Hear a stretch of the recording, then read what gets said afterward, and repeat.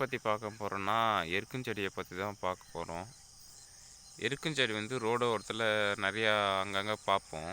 அது எப்படி முளையுதுன்னா அதை பற்றி நான் இப்போ சொல்ல போகிறேன். இந்த எருக்கஞ்செடி வந்து பூ பூக்குது இல்லைங்களா, இதை பாருங்கள்.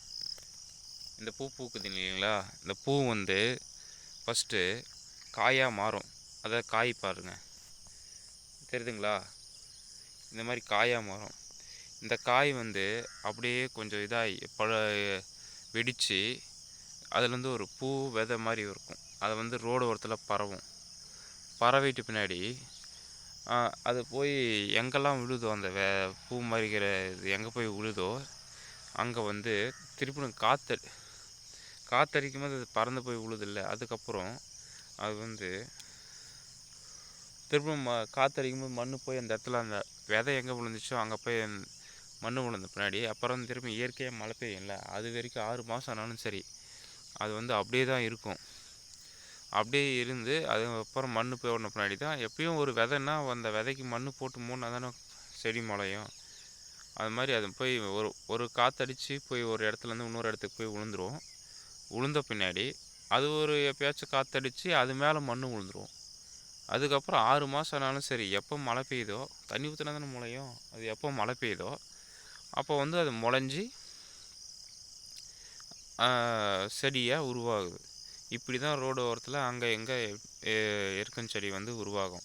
யாரும் எடுத்துன்னு போய் அங்கே வந்து இந்த விதை போட்டுலாம் யாரும் நடுறதில்ல.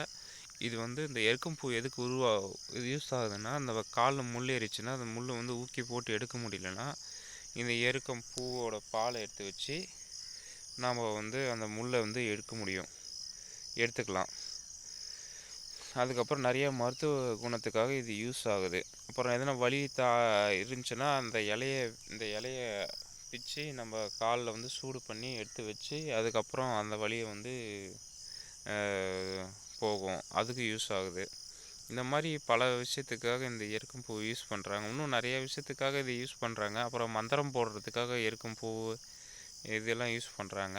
அப்புறம் சின்ன வயசில் பார்த்திங்கன்னா அந்த எருக்கம் பூவில் ஒரு இது மாதிரி இருக்குது பார்த்தீங்களா, அதை பாருங்கள், வரமாட்டேங்குது பாருங்க, இருக்குதுங்களா?